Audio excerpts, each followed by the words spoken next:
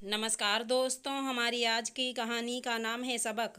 रश्मि अपने घर में अपने बेडरूम में पलंग पर बैठी हुई टीवी देख रही थी और डोरबेल बजी तो उसने अपने पति अजय को आवाज़ दी, प्लीज़ दरवाज़ा खोलिए, देखिए तो कौन है। अजय ने दरवाज़ा खोला तो देखा कि उसकी सास है। उसने प्रणाम किया और उन्हें भीतर जाने को कहा। रश्मि अंदर बेडरूम में है, आप चलिए मैं अभी आता हूँ, कहकर वो किचन की तरफ चला गया और वो अपनी बेटी के पास उसके कमरे में चली गई।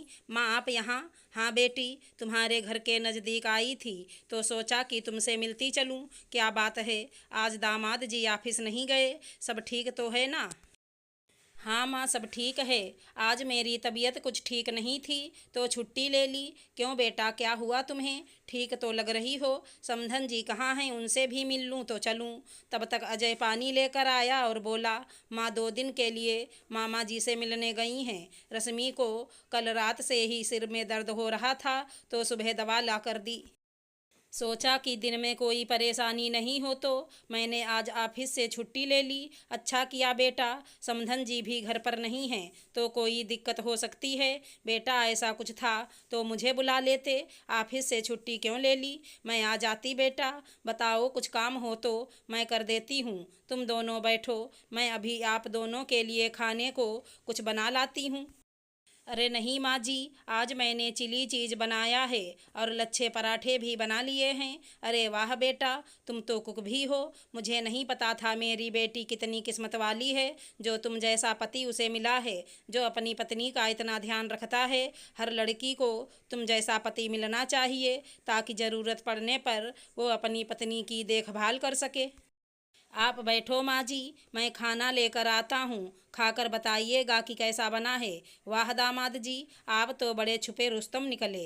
इतना बड़ा गुड़ छिपा कर रखा था आपने। सचमुच भगवान ने बहुत कृपा की है कि इतना प्यार करने वाला पति मिला है मेरी बेटी को। मम्मी जी, आप चाय पियोगे क्या? मैं बना कर लाता हूँ। अजय चाय बनाने किचन में चला गया। माँ ने रश्मि से पूछा कि क्या हुआ था तुम्हें जो आराम कर रही है? कुछ नहीं माँ, बस आज कुछ काम करने का मन नहीं था। सासू माँ घर पर नहीं है ना, वरना वो कहाँ आराम करने देती हैं। बस आज दिल किया आराम करने का तो तबीयत खराब होने का थोड़ा सा नाटक कर लिया। अब देखो तो सब कुछ कैसे आराम से सब बिस्तर पर मिल रहा है। और कभी कभी तो इस तरह मौका मिलता है सेवा कराने का। और दोनों माँ बेटी हंसने लगीं। थोड़ी देर बाद अजय चाय ले आया।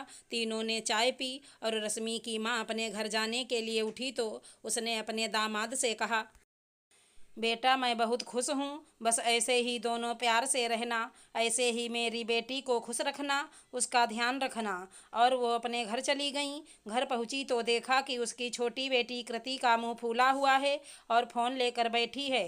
तो माँ ने पूछा कि क्या हुआ है तो वो बोली, माँ घर में नौटंकी शुरू हो गई है, अंदर जाकर देखो तो भैया क्या कर रहे हैं।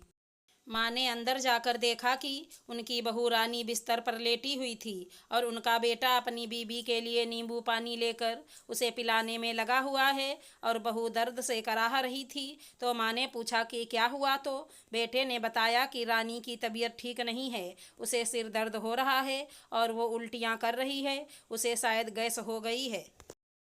कुछ भी पच नहीं रहा है। मैंने सोचा कि थोड़ा सा टिक जाएगी तो इसे डॉक्टर के पास ले जाऊंगा। तभी माँ मुँह बनाकर बाहर आ गईं। 2 मिनट बाद उसका बेटा भी बाहर आ गया। तो माँ ने पूछा क्या हुआ है महारानी को जो इतनी सेवा कर रहा है? बताया ना माँ, रानी की तबीयत ठीक नहीं है। रहने दे बेटा, मैं सब समझती हूँ। थोड़ी देर मैं बाहर क्या गई, इसे तुमसे सेवा करवाने का मौका मिल गया।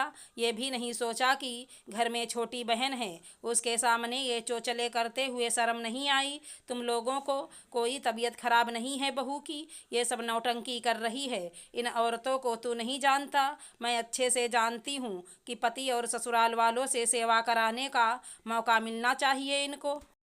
अभी हाथ पकड़कर बाहर लेकर आ और बोल उसे कि मैं थकी हारी हुई घर आई हूँ तो चाय पानी दे मुझे। माँ कृति से कह दो, वो बना देगी आपको चाय, पर रानी को मैं अभी नहीं उठा सकता।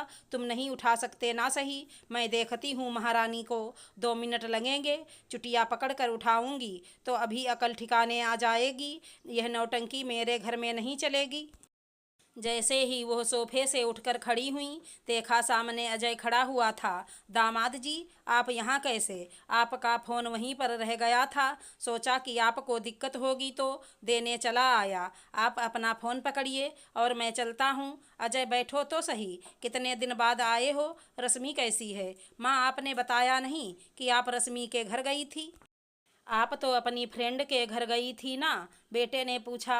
हाँ बेटा, उसका घर रश्मि के घर के नज़दीक था, तो सोचा मिलकर चलती हूँ। आप बैठो दामाद जी, मैं अभी आपके लिए ठंडा लाती हूँ। नहीं माँ जी, मुझे कुछ नहीं चाहिए, अभी तो आपके साथ खाना खाया, चाय पी और मुझे जल्दी घर जाना है, जाकर किसी की अकल ठिकाने लगानी है।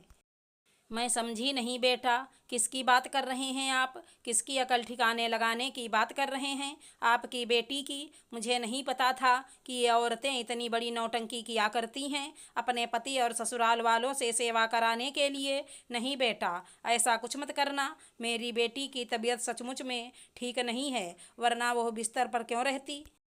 मैं भी उसे मिलकर आई हूँ, वह वाकई ठीक नहीं है, वह नाटक नहीं कर रही। तुम खुद ही तो कह रहे थे कि तुम उसके लिए दवा भी लाए हो, तो तुम कैसे कह सकते हो कि वह नाटक कर रही है? वो इसलिए कि अभी अभी मैंने यहीं पर तो देखा और सुना कि औरतें नाटक करती हैं। अगर आपकी बहू की तबीयत ठीक नहीं है तो वह नाटक है, और अगर आपकी अपनी बेटी नाटक भी करे तो उसकी तबीयत सच में खराब है। मैंने तो यहीं पर सीखा है कि सास घर में नहीं तो बहू की नौटंकी शुरू। और आज मेरी माँ भी घर में नहीं है, तो शायद रश्मि भी नाटक कर रही है। मुझे भी ऑफिस से छुट्टी कराई, खाना बनवाया, सेवा कराई, अभी जाकर उसे ठीक करता हूँ। माँ जी, मुझे नहीं पता था कि इनकी चुटिया भी खींचनी पड़ती है। मैं आज ही माँ को वापस बुलाता हूँ, ताकि आकर अपनी बहू को ठीक करें। मैं तो यूं ही उसकी सेवा करने में लगा हुआ था, आपने तो रास्ता दिखा दिया। मुझसे गलती हो गई है दामाद जी, माफ़ कर देना बेटा। मैंने अपनी बहू को गलत समझा, उसकी हालत को नहीं समझा।